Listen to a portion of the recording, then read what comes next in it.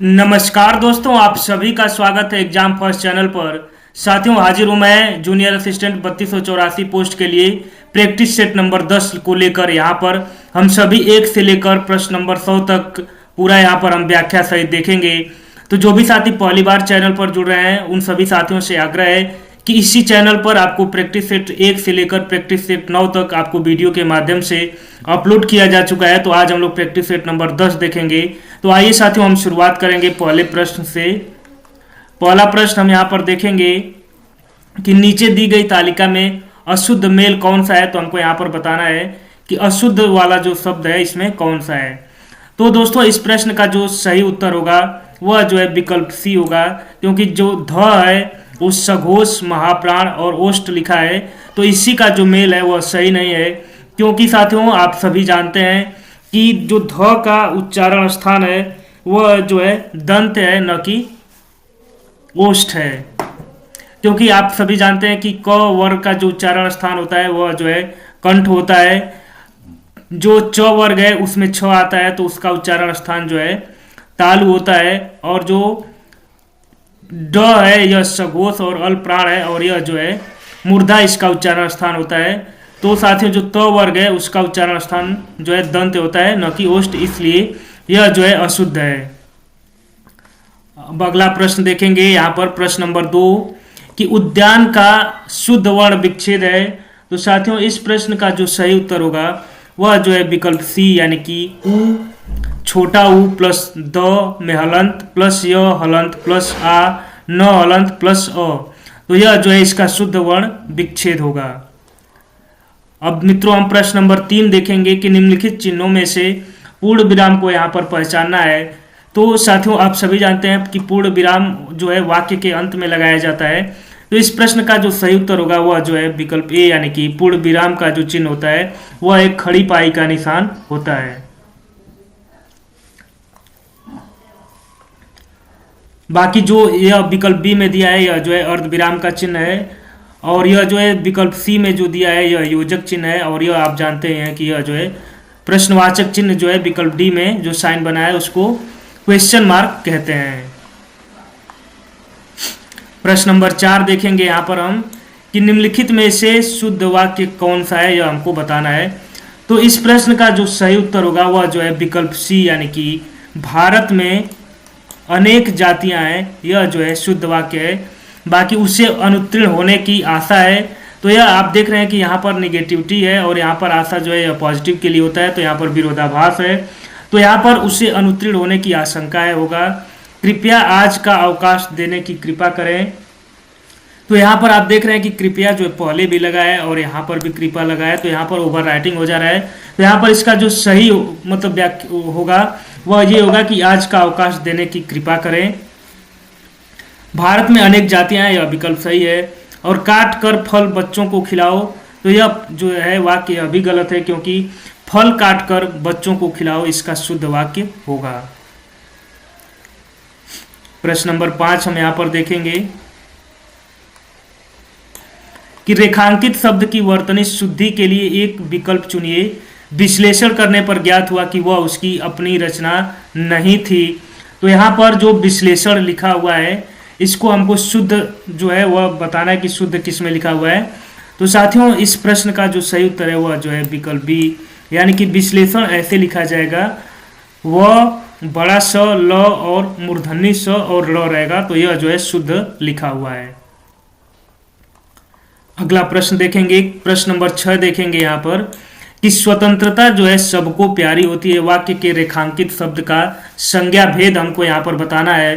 तो साथियों, इस प्रश्न का जो सही उत्तर होगा वह जो है विकल्प बी, यानी कि स्वतंत्रता जो अंडरलाइन किया गया है इस वाक्य के रेखांकित शब्द की संज्ञा का भेद, यानी कि स्वतंत्रता जो है वह एक भाववाचक संज्ञा है। अगला प्रश्न देखेंगे कि सर्वनाम के कुल कितने भेद हैं, यह हमको बताना है। सर्वनाम के कुल कितने भेद होते हैं। तो साथियों, इस प्रश्न का जो सही उत्तर होगा वह जो है विकल्प बी, यानी कि सर्वनाम के कुल जो है 6 भेद होते हैं। और जो शब्द संज्ञा के स्थान पर प्रयुक्त होते हैं उनको सर्वनाम कहा जाता है। और सर्वनाम के 6 भेद होते हैं। तो अगर देखा जाए तो पहला जो है प्रश्न पुरुषवाचक सर्वनाम होता है, निश्चयवाचक सर्वनाम होता है, निजवाचक सर्वनाम होता है, संबंधवाचक सर्वनाम होता है, अनिश्चयवाचक सर्वनाम होता है और प्रश्नवाचक सर्वनाम होता है। यानी कि हम यहाँ पर कह सकते हैं कि सर्वनाम के कुल 6 भेद होते हैं। बहुत ही महत्वपूर्ण है, इस तरह के प्रश्न आपसे परीक्षाओं में पूछे जाते हैं। अगला प्रश्न यहाँ पर देखेंगे कि प्रश्न नंबर 8 कि वह बहुत मधुर गाता है, इनमें प्रविशेषण शब्द का चयन कीजिए। तो साथियों इसमें जो है वह बहुत मधुर गाता है, तो मधुर गाने की जो विशेषता है उसमें यह है कि वह बहुत मधुर गाता है। तो यहाँ पर जो प्रविशेषण शब्द होगा वह जो है बहुत होगा, और इस विकल्प में किसी में भी यह नहीं दिया है, तो इसलिए इस प्रश्न का जो सही उत्तर होगा वह जो है विकल्पी यानी कि उपयुक्त में से कोई नहीं। व्याख्या देखेंगे कि वह बहुत मधुर गाता है में बहुत जो है प्रविशेषण है, क्योंकि यह मधुर अर्थात विशेषण की विशेषता बता रहा है, अतः विकल्पी जो है इसका सही उत्तर होगा।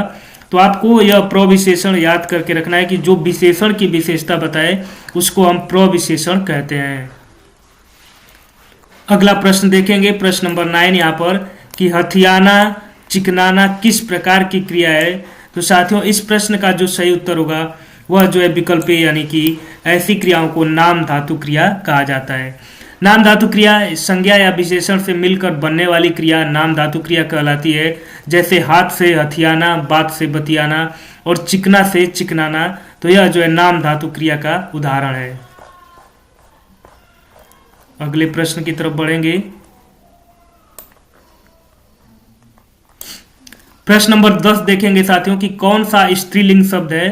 तो इस प्रश्न का जो सही उत्तर होगा वह जो है विकल्प ए यानी कि छाछ जो है स्त्रीलिंग शब्द है, क्योंकि खाने पीने की सभी चीजें स्त्रीलिंग होती है, जैसे कि कचौड़ी, पूरी, खीर, दाल, रोटी, चपाती, तरकारी, सब्जी, खिचड़ी इत्यादि।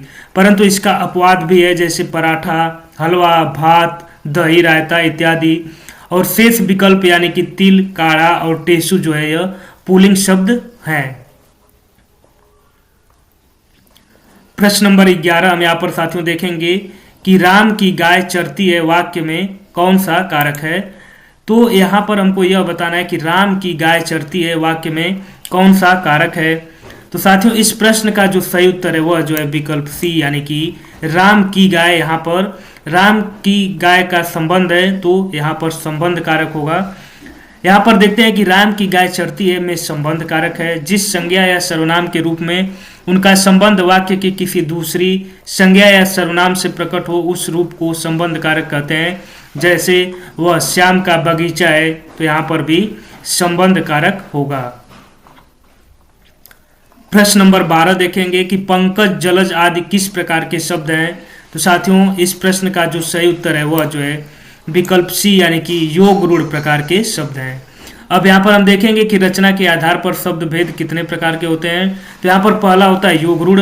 यहाँ पर ऐसे शब्द जो सामान्य अर्थ को न प्रकट कर किसी विशेष अर्थ को प्रकट करते हैं उनको हम योग रूढ़ कहते हैं। जैसे यहाँ पर पंकज जो है, पंकज, जलज जो है यहाँ पर किसी विशेष अर्थ यानी कि कमल को इंगित करते हैं, इसलिए यहाँ पर योग रूढ़ शब्द होगा।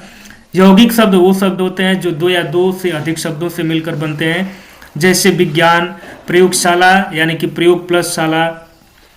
और रूढ़ शब्द ऐसे शब्द होते हैं जिन शब्दों के सार्थक खंड न हो तथा वे अपना एक निश्चित अर्थ रखते हैं, जैसे दिन, रात, घर। तो इनसे हम दिन से सिर्फ और सिर्फ हम दिन को ही इंगित कर सकते हैं, तो ऐसे शब्द जो है रूढ़ शब्द कहलाते हैं। प्रश्न नंबर 13 देखेंगे कि मिथिलेश कुमारी किन्हें कहते हैं। तो साथियों इस प्रश्न का जो सही उत्तर होगा वह जो है विकल्प बी यानी कि मिथिलेश कुमारी जो है सीता जी को कहा जाता है। प्रश्न नंबर 14 देखेंगे यहाँ पर कि पराधीन में कौन सा उपसर्ग है। तो इस प्रश्न का जो सही उत्तर होगा वह जो है विकल्प ए यानी कि पराधीन में पर उपसर्ग का प्रयोग किया गया है। पराधीन में पर उपसर्ग है। उपसर्ग वो शब्द होते हैं जो मूल शब्द के आगे जुड़कर शब्द के अर्थ में परिवर्तन कर देते हैं। प्र उपसर्ग से बने शब्द हैं जैसे प्रकंप, प्रकार, प्रकाश, प्रकृति इत्यादि, तथा परा उपसर्ग से बना शब्द है पराक्रम, पराजय, पराभूत, पराकाष्ठा इत्यादि। नंबर 15 देखेंगे कि किस युग्म का विलोम रूप शुद्ध नहीं है। तो संधि, समास, औदार्य, अनौदार्य, श्वास का निश्वास, उत्कर्ष का अपकर्ष। तो इस प्रश्न का जो सही उत्तर है वह जो है विकल्प ए होगा, क्योंकि संधि का जो विलोम रूप है वह जो है विग्रह होता है, न कि समास होता है। बाकी औदार्य का अनौदार्य, श्वास का निश्वास और उत्कर्ष का अपकर्ष, यह जो है विलोम रूप शुद्ध है। प्रश्न नंबर 16 देखेंगे कि आंख का पर्यायवाची शब्द है। तो इस प्रश्न का जो साथियों सही उत्तर होगा वह जो है विकल्प ए, यानी कि आंख का पर्यायवाची जो है वह लोचन होता है। आंख के अन्य पर्यायवाची लोचन, चक्षु, नयन, दृग, नेत्र, अच्छी इत्यादि। पावक जो है यह आंख का पर्यायवाची है।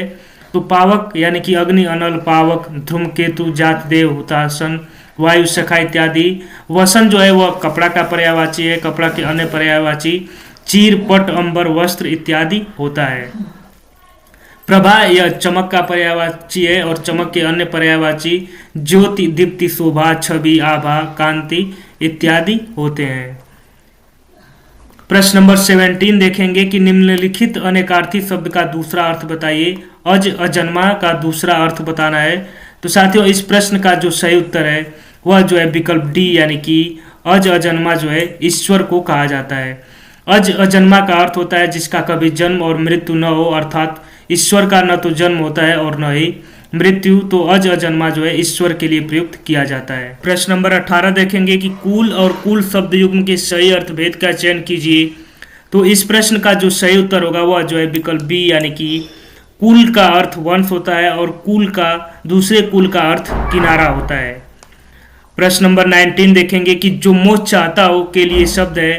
तो इस प्रश्न का जो सही उत्तर होगा वह जो है विकल्प ए, यानी कि मुमुक्षु। जो मोह चाहता है उसके लिए एक शब्द है मुमुक्षु। यहाँ पर आप मात्रा का ध्यान रखेंगे क्योंकि तीनों जगह छोटा ऊ का प्रयोग किया गया है। अगले प्रश्न की तरफ हम बढ़ेंगे। यहाँ पर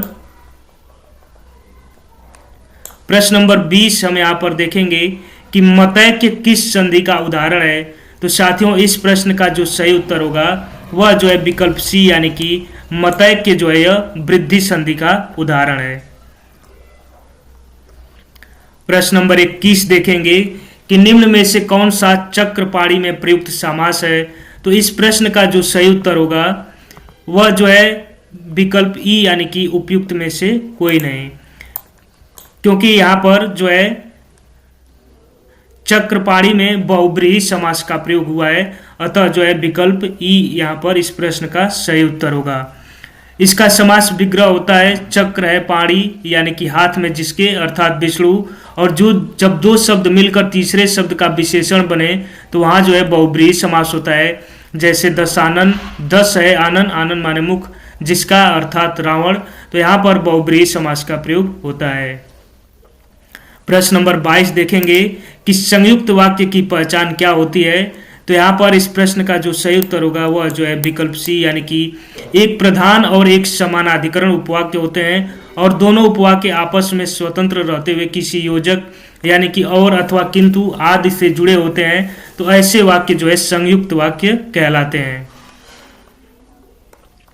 प्रश्न नंबर 23 हम यहाँ पर देखेंगे कि निम्नलिखित में से कौन सा रस विभत्स का विरोधी है। तो यहाँ पर इस प्रश्न का जो सही उत्तर है वह जो है विकल्प सी, यानी कि विभत्स का विरोधी जो है श्रृंगार रस होगा, क्योंकि विभत्स का अर्थ होता है घृणा करना और श्रृंगार रस का जो है यहाँ पर अस्थायी भाव, यानी कि जिसका अर्थ है रति, यानी कि प्रेम। तो यहाँ पर इस प्रश्न का जो सबसे सटीक उत्तर है वह जो है विकल्प सी। प्रश्न नंबर 24 देखेंगे यहाँ पर कि ले चला साथ मैं तुझे कनक ज्यों भिक्षुक लेकर स्वर्ण झनक में अलंकार बताइए। तो इस प्रश्न में जो सही उत्तर है वह जो है विकल्प बी, यानी कि यहाँ पर उत्प्रेक्षा अलंकार का प्रयोग हुआ है। ले चला साथ मैं तुझे कनक ज्यों भिक्षुक लेकर स्वर्ण जनक में उत्प्रेक्षा अलंकार है, क्योंकि जिस वाक्य में जनु जानो, मनु मानो, मनहु ज्यों आदिवाचक शब्द आए वहां पर उत्प्रेक्षा अलंकार होता है। तो आपको यह कीवर्ड यहाँ पर याद करना है कि जनु जानो, मनु मानो, मनहु ज्यों आदिवाचक शब्द जब भी जिस वाक्य में आए तो वहां पर उत्प्रेक्षा अलंकार होता है। जिस वाक्य में सा, सी, से, सरिस समान आदिवाचक शब्द आए तो वहां पर उपमा अलंकार होता है। और श्लेष का अर्थ है चिपका हुआ, यानी कि जिस वाक्य में एक शब्द के अनेक अर्थ निकले वहां श्लेष अलंकार होता है। जैसे रहीमन पानी राखी, बिन पानी सब सून, जहाँ उपमेय में उपमान का भेद रहित आरोप हो वहाँ रूपक अलंकार होता है, जैसे उदित उदय गिरि मंच पर रघुवर बाल पतंग। प्रश्न नंबर 25 यहाँ पर हम देखेंगे कि घाट घाट का पानी पीना लोकोक्ति का उपयुक्त अर्थ है। तो इस प्रश्न का जो सही उत्तर है वह जो है विकल्प ई यानी कि उपयुक्त में से कोई नहीं। व्याख्या देखेंगे कि घाट घाट का पानी पीना का अर्थ अनेक क्षेत्रों का अनुभव या संसार का अनुभव प्राप्त करना होता है। वाक्य में प्रयोग जैसे मुझे किसी मामले में कम मता को मैंने भी घाट घाट का पानी पिया है। प्रश्न नंबर 26 देखेंगे कि जूही की कली कविता के कवि कौन से हैं। तो साथियों इस प्रश्न का जो सही उत्तर है वह जो है विकल्प ए यानी कि जूही की कली कविता के जो कवि है वह सूर्यकांत त्रिपाठी निराला जी हैं। और इनकी अन्य महत्वपूर्ण रचनाएं अनामिका, परिमल, गीतिका, कुकुरमुत्ता, नए पत्ते, संध्या, काकली, अप्सरा, प्रभावती, चोटी की पकड़, लिली, सुकुल की बीबी आदि हैं। प्रश्न नंबर 27 से 30 जो है यह गद्यांश पर आधारित प्रश्न है। तो इस प्रश्न को हम यहाँ पर पूरा देखेंगे। पहले पूरा जो है इसको आप पढ़ लीजिएगा और यहाँ पर मैं आपको उसका उत्तर बताता हूँ। प्रश्न नंबर 27 कि मानव को सृष्टि का लघु रूप माना गया है क्योंकि। तो इस प्रश्न का जो सही उत्तर है वह जो है विकल्प ए, क्योंकि मानव मन में जो घटित होता है वही सृष्टि में घटित होता है। वैज्ञानिक दृष्टि का अपेक्षाकृत अभाव होता है किसमें। तो साथियों इस प्रश्न का जो सही उत्तर है वह जो है विकल्प बी यानी कि साहित्य शास्त्री में वैज्ञानिक दृष्टिकोण का अपेक्षाकृत अभाव होता है। मानव शरीर को यंत्रवत कहा गया है क्योंकि। तो इस प्रश्न का जो सही उत्तर है वह जो है विकल्प सी यानी कि अवयव रूपी पुर्जों के विकृत होने से शरीर यंत्रवत निष्क्रिय हो जाता है।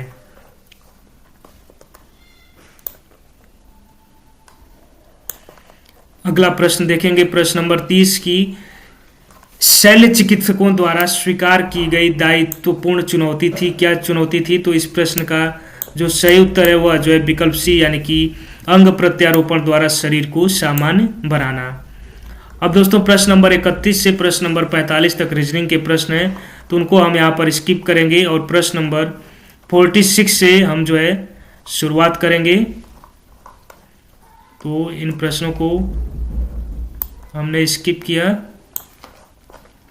और प्रश्न नंबर 46 यानी 46 से हम जो है शुरुआत करेंगे जीएस के प्रश्न से। तो प्रश्न यहां पर देखते हैं, निम्नलिखित में से किसने निरुक्त व्युत्पत्ति विज्ञान, भाषा शास्त्र और शब्दार्थ विज्ञान पर सबसे पुराना भारतीय ग्रंथ नामक पुस्तक लिखी थी। तो इस प्रश्न का जो सही उत्तर होगा वह जो है विकल्प सी यानी कि श्री यास्काचार्य ने। निरुक्त व्युत्पत्ति विज्ञान, भाषा शास्त्र और शब्दार्थ विज्ञान पर सबसे प्राचीन भारतीय ग्रंथ श्री यास्काचार्य कृत निरुक्त जो कि निघुंट पर एक टिप्पणी है जो कि वेदों के अध्ययन के लिए सहायक ग्रंथ है और यह हिंदू धर्म के 6 वेदांगों में से एक है। तो यह बिल्कुल नया प्रश्न है और आप इसे जो है याद करते हुए चलेंगे। प्रश्न नंबर 47 यहाँ पर देखेंगे कि निम्नलिखित में से किस अधिनियम के द्वारा ईस्ट इंडिया कंपनी ने चीन के साथ व्यापार कर अपना एकाधिकार खो दिया। तो साथियों इस प्रश्न का जो सही उत्तर है वह जो है विकल्प बी यानी कि 1833 का चार्टर अधिनियम। चार्टर अधिनियम 1833 ग्रेट ब्रिटेन में औद्योगिक क्रांति के कारण एक महत्वपूर्ण परिवर्तनों की पृष्ठभूमि में आया था और इसके तहत इंडिया कंपनी अपने वाणिज्यिक विशेषाधिकारों से वंचित हो गई और ईस्ट इंडिया कंपनी ने चीन के साथ व्यापार का एकाधिकार खो दिया और बंगाल के गवर्नर जनरल को भारत का गवर्नर जनरल कहा जाने लगा। तो 1833 का चार्टर अधिनियम बंगाल के गवर्नर को भारत का गवर्नर जनरल जो है इसके माध्यम से कहा जाने लगा। प्रश्न नंबर 48 देखेंगे कि निम्नलिखित में से कौन सा अनुच्छेद पंचायती राज से संबंधित है। तो साथियों इस प्रश्न का जो सही उत्तर है वह जो है विकल्प ए यानी कि अनुच्छेद 243।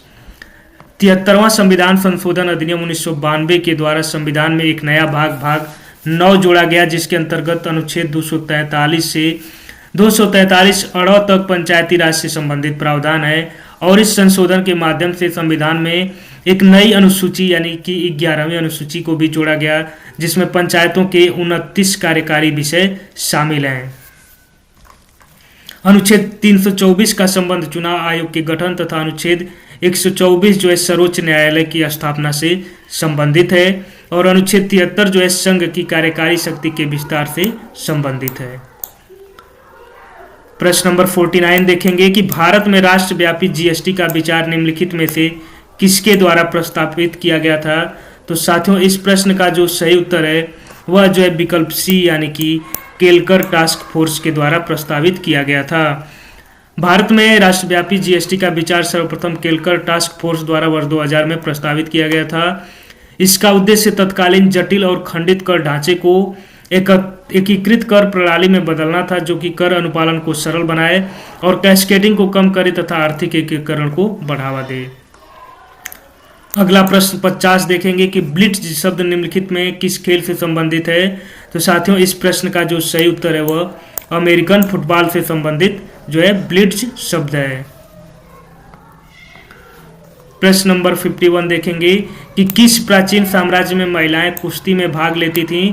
तो बहुत ही महत्वपूर्ण प्रश्न है, और इस प्रश्न का जो सही उत्तर है वह जो है विकल्प बी यानी कि विजयनगर साम्राज्य में। विजयनगर साम्राज्य 1336 से 1646 मध्यकालीन दक्षिण भारत का एक साम्राज्य था, और इसकी स्थापना हरिहर प्रथम और बुक्का राय नामक दो भाइयों ने की थी। इस प्राचीन साम्राज्य की महिलाएं जो है कुश्ती में भाग लेती थीं।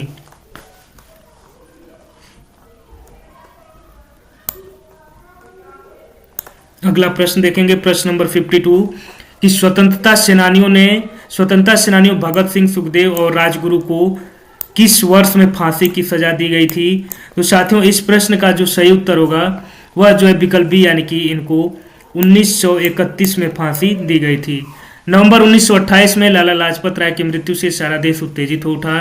चंद्रशेखर आजाद, सुखदेव, भगत सिंह, राजगुरु और अन्य क्रांतिकारियों ने उनकी मौत का बदला लेने का निर्णय लिया, और उन्होंने 17 दिसंबर 1928 ईस्वी को ब्रिटिश पुलिस के ऑफिसर सैंडर्स की गोली मारकर हत्या कर दी, और सैंडर्स हत्या के आरोप में भगत सिंह, सुखदेव और राजगुरु को 23 मार्च 1931 को जो है फांसी दी गई, और जिसको हम शहीद दिवस के रूप में भी मनाते हैं। 23 मार्च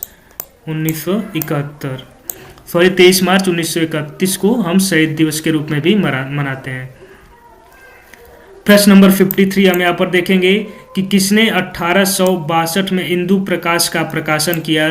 तो साथियों, इस प्रश्न का जो सही उत्तर है वह जो है विकल्प ए यानी कि जस्टिस रानाडे ने 1862 में इंदु प्रकाश का प्रकाशन किया था। न्यायमूर्ति रानाडे ने सन 1862 में पत्रिका इंदु प्रकाश का प्रकाशन किया था, और न्यायमूर्ति रानाडे एक ब्रिटिश काल के भारतीय न्यायाधीश, लेखक एवं समाज सुधारक थे। प्रश्न नंबर 54 देखेंगे कि भारतीय संविधान के किस संशोधन अधिनियम ने मतदान की उम्र 21 से घटाकर 18 कर दी। तो इस प्रश्न का जो सही उत्तर होगा वह जो है विकल्प डी यानी कि 1979 का 61वां संविधान संशोधन अधिनियम के द्वारा मतदान की उम्र 21 से घटाकर 18 कर दी गई। प्रश्न नंबर 55 देखेंगे कि ओजोन होल जो है किससे संबंधित है।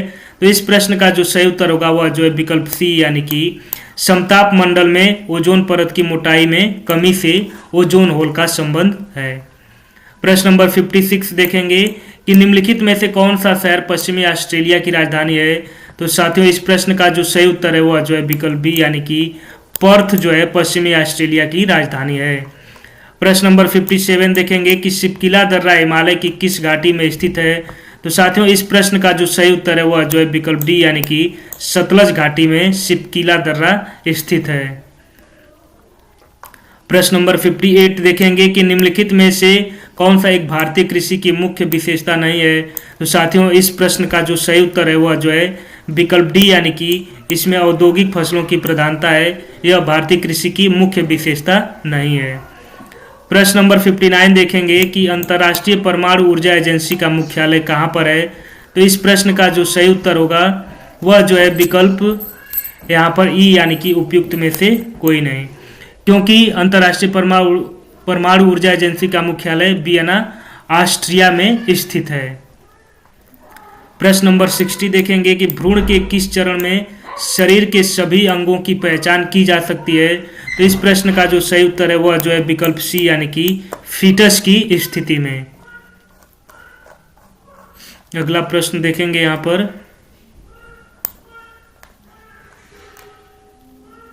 प्रश्न नंबर 61 देखेंगे कि वह ताप जिस पर कोई ठोस वस्तु अपनी ठोस अवस्था से द्रव अवस्था में परिवर्तित हो क्या कहलाता है। तो इस प्रश्न का जो सही उत्तर है वह जो है विकल्प बी यानी कि गलनांक कहलाता है। प्रश्न नंबर 62 देखेंगे कि निम्नलिखित में से कौन सा वनस्पति रेशा नहीं है। तो इस प्रश्न का जो सही उत्तर है वह जो है विकल्प सी यानी कि नायलॉन। नायलॉन जो है वनस्पति रेशा नहीं है, जबकि जूट, काटन, फ्लैक्स वनस्पति रेशे हैं, क्योंकि पादपों की कोशिका भित्तियां मुख्यतः सेलुलोज नामक कार्बोहाइड्रेट की बनी होती हैं। प्रश्न नंबर 63 देखेंगे यहाँ पर कि केंद्रीय जल शक्ति मंत्रालय ने विश्व शौचालय दिवस 2024 पर कौन सा अभियान शुरू किया था। तो इस प्रश्न का जो सही उत्तर है वह जो है विकल्प डी यानी कि हमारा शौचालय हमारा सम्मान। भारतीय सेना ने अपना वार्षिक संयुक्त मानवीय सहायता और आपदा राहत अभ्यास संयुक्त विमोचन 2024 का आयोजन कहाँ किया था। तो इस प्रश्न का जो सही उत्तर है वह जो है विकल्प ई यानी कि उपयुक्त में से कोई नहीं। तो यहाँ पर देखा जाए तो भारतीय सेना ने मित्र देशों के साथ अपना वार्षिक संयुक्त मानवीय सहायता और आपदा राहत यानी कि HADR अभ्यास संयुक्त विमोचन 2024 सफलतापूर्वक संपन्न कर लिया है और यह 18 और 19 नवंबर 2024 को गुजरात के अहमदाबाद और पोरबंदर तट पर आयोजित किया गया था। हाल ही में नवंबर 2024 केंद्रीय मंत्रिमंडल ने अपनी प्रमुख पहल अटल इनोवेशन मिशन को किस तिथि तक जारी रखने की मंजूरी दी थी।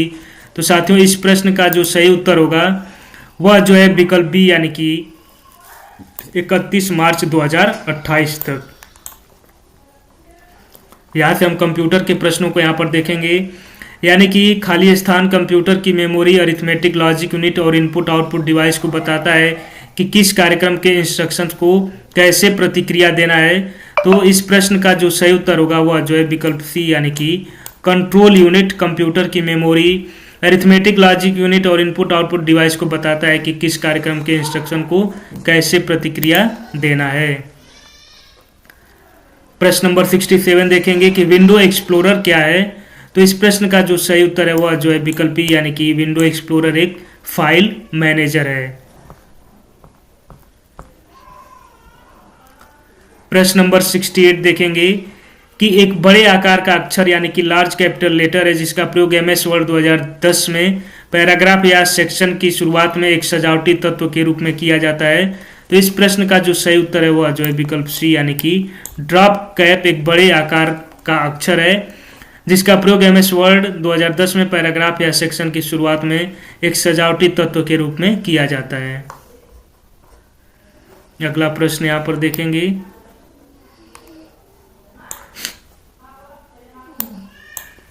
प्रश्न नंबर 69 कि एक स्प्रेडशीट में चार्ट में किसी लेजेंड के लिए गलत विकल्प का पहचान करें। तो इस प्रश्न का जो सही उत्तर है वह जो है विकल्प सी यानी कि डाउन। कंप्यूटर के संदर्भ में ट्रैकर बॉल एक डिवाइस एक ऐसा डिवाइस है। तो इस प्रश्न का जो सही उत्तर है वह विकल्प ई यानी कि उपयुक्त में से कोई नहीं, क्योंकि इनपुट डिवाइस जिनके द्वारा कंप्यूटर में डेटा इनपुट करने का कार्य किया जाता है, अर्थात वे डिवाइस जिनके द्वारा आंकड़े, शब्द या निर्देश मेमोरी में डाले जाते हैं इनपुट डिवाइस कहलाते हैं। इनपुट डिवाइस के मुख्य प्रकार निम्न है: keyboard, mouse, trackball, joystick, scanner, microphone, webcam, barcode reader, OCR, OMR, Kimball tag reader, light pen, touch screen, speech recognition system. Computer आवरण यानी केस के पीछे निम्नलिखित में से क्या होता है। तो साथियों इस प्रश्न का जो सही उत्तर है वह विकल्प डी यानी कि पैरेलल या प्रिंटर पोर्ट होता है।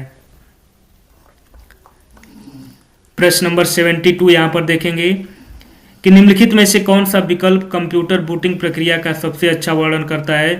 तो इस प्रश्न का जो सही उत्तर है वह जो है विकल्प ए यानी कि ऑपरेटिंग सिस्टम को हार्ड डिस्क से मुख्य मेमोरी में लाना और कंप्यूटर को उपयोगकर्ताओं के प्रोग्राम्स को निष्पादित करने के लिए तैयार करना सबसे अच्छा वर्णन करता है। प्रश्न नंबर 73 देखेंगे कि किसी विंडो को आइकन में सिंक कर देना क्या कहलाता है। तो साथियों इस प्रश्न का जो सही उत्तर है वह जो है विकल्प बी यानी कि विंडो को मिनिमाइज करना। प्रोग्राम को चलाने और चीज़ों को परिवर्तित करने के लिए स्क्रीन के टॉप पर फाइल, एडिट, फॉन्ट टूल्स जैसी कमांड्स क्या होती हैं। तो यह जो है कमांड मेन्यू बार में दिखाई देती हैं। लिब्रे ऑफिस कैल्क में एक फार्मूला हमेशा एक प्रतीक यानी कि सिंबल से शुरू होता है, तो इस प्रश्न का जो सही उत्तर है वह जो है विकल्पी यानी कि उपयुक्त में से कोई नहीं, क्योंकि लिब्रे ऑफिस कैल्क स्प्रेडशीट में एक फार्मूला हमेशा जो है बराबर यानी कि इक्वल के साइन से स्टार्ट होता है। प्रश्न नंबर 76 देखेंगे कि वह प्रक्रिया समग्र सॉफ्टवेयर जो उपयोगकर्ता को इंटरनेट सर्च करने देता है कहलाता है, तो क्या कहलाता है? वह जो है सर्च इंजन कहलाता है।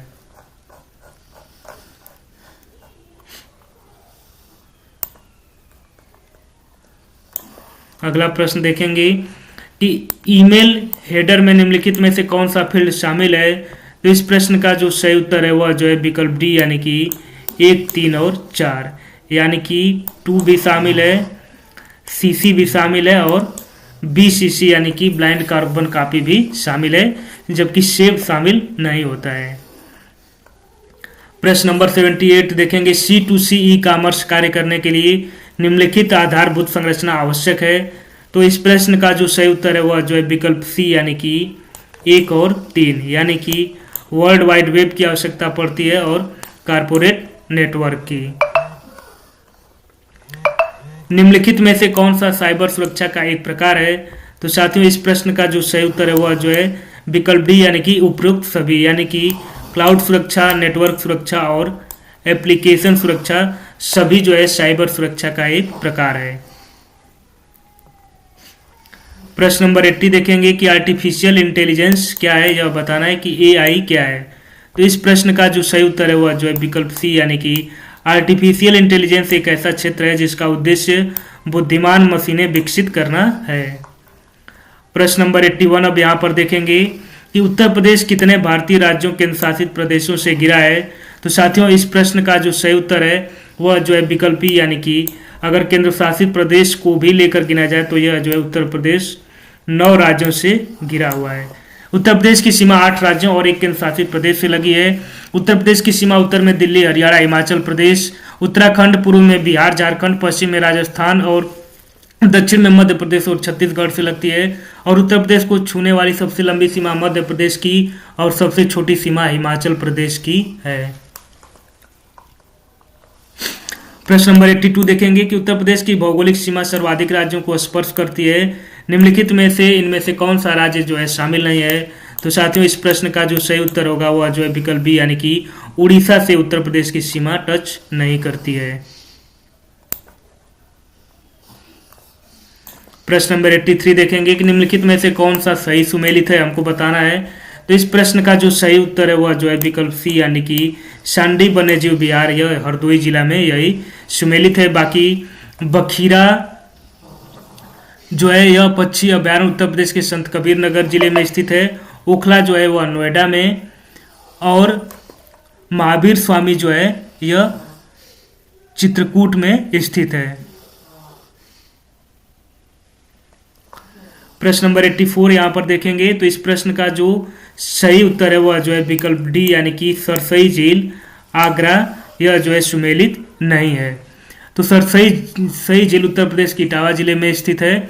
और बाकी हम और देख लेते हैं, तो सौत झील जो है मैनपुरी में, शेखा झील अलीगढ़ में, बखीरा झील जो है संत कबीर नगर में, और सरसई झील जो है इटावा जिले में स्थित है। प्रश्न नंबर 85 देखेंगे कि उत्तर प्रदेश का बीज प्रमाणीकरण ब्यूरो कहाँ स्थित है, तो इस प्रश्न का जो सही उत्तर है वह जो है विकल्प ए यानी कि आलमबाग में स्थित है। प्रश्न नंबर 86 देखेंगे कि गोविंद बल्लभ सागर परियोजना कहाँ अवस्थित है, तो साथियों इस प्रश्न का जो सही उत्तर है वह जो है विकल्प बी यानी कि सोनभद्र पिपरी में स्थित है।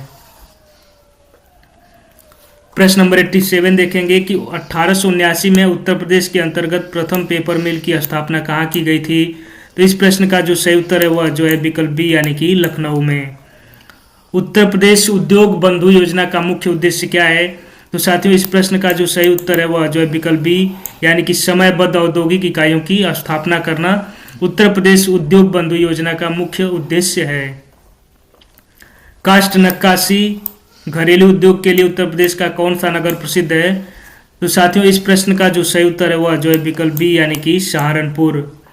निम्नलिखित में से कौन सा खनिज उत्तर प्रदेश के मिर्जापुर जिले में पाए जाते हैं, तो इस प्रश्न का जो सही उत्तर होगा साथियों यह जो है विकल्प सी यानी कि चूना पत्थर, डोलोमाइट और संगमरमर उत्तर प्रदेश के मिर्जापुर जिले में पाए जाते हैं। अगला प्रश्न यहां पर देखेंगे,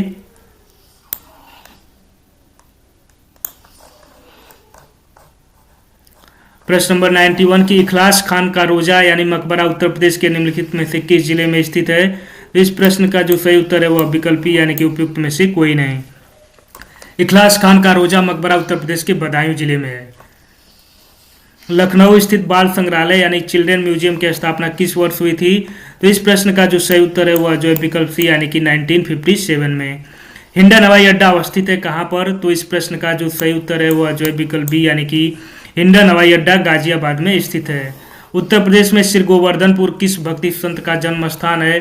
तो साथियों इस प्रश्न का जो सही उत्तर है वह जो है विकल्प ए यानी कि श्री गोवर्धनपुर संत रविदास का जन्म स्थान है।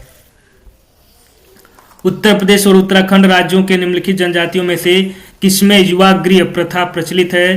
तो साथियों इस प्रश्न का जो सही उत्तर है वह जो है विकल्प डी यानी कि भोटिया। प्रश्न नंबर 96 देखेंगे कि राज्यसभा में उत्तर प्रदेश की कितनी सीटें हैं? तो साथियों इस प्रश्न का जो सही उत्तर है वह जो है विकल्प ए यानी कि 31 सीटें हैं टोटल। जनगणना रिपोर्ट 2011 के अनुसार उत्तर प्रदेश में बाल लिंगानुपात कितना है? तो साथियों इस प्रश्न का जो सही उत्तर है वह जो है विकल्प डी यानी कि बाल लिंगानुपात उत्तर प्रदेश का जो है 902 है। देश का पहला हिंदी भाषा संग्रहालय कहाँ पर स्थापित किया जाएगा? तो साथियों इस प्रश्न का जो सही उत्तर है वह जो है विकल्प बी यानी कि वाराणसी में। 3D स्थानिक डिजिटल ट्विन मैप विकसित करने वाला देश का पहला शहर कौन सा बना है? तो साथियों इस प्रश्न का जो सही उत्तर है वह जो है विकल्प डी यानी कि वाराणसी। और साथियों इस प्रैक्टिस सेट नंबर 10 का अंतिम और सवा प्रश्न हम यहाँ पर देखेंगे कि उत्तर प्रदेश के मुख्यमंत्री आदित्यनाथ ने किस शहर में रोड टू स्कूल कार्यक्रम के प्रथम चरण का शुभारंभ किया? तो साथियों इस प्रश्न का जो सही उत्तर है वह जो है विकल्प ए यानी कि गोरखपुर में। तो साथियों यहाँ पर हमने प्रैक्टिस सेट नंबर 10 के सभी 100 प्रश्नों को व्याख्या सहित यहाँ पर देखा। जहाँ पर मुझे लगा कि व्याख्या की आवश्यकता है वहाँ पर मैंने आपको व्याख्या से प्रश्नों को सॉल्व करवाया। तो आप जितने भी साथी जूनियर असिस्टेंट परीक्षा को देने जा रहे हैं वह सभी साथी जो है प्लीज़ चैनल को सब्सक्राइब कर लें और वीडियो को अपने दोस्तों के बीच में भी शेयर करें। और साथियों अपना महत्वपूर्ण सुझाव जो है कमेंट बॉक्स में लिखकर आप कमेंट करें। तो आप सभी साथियों का बहुत बहुत धन्यवाद। नमस्कार।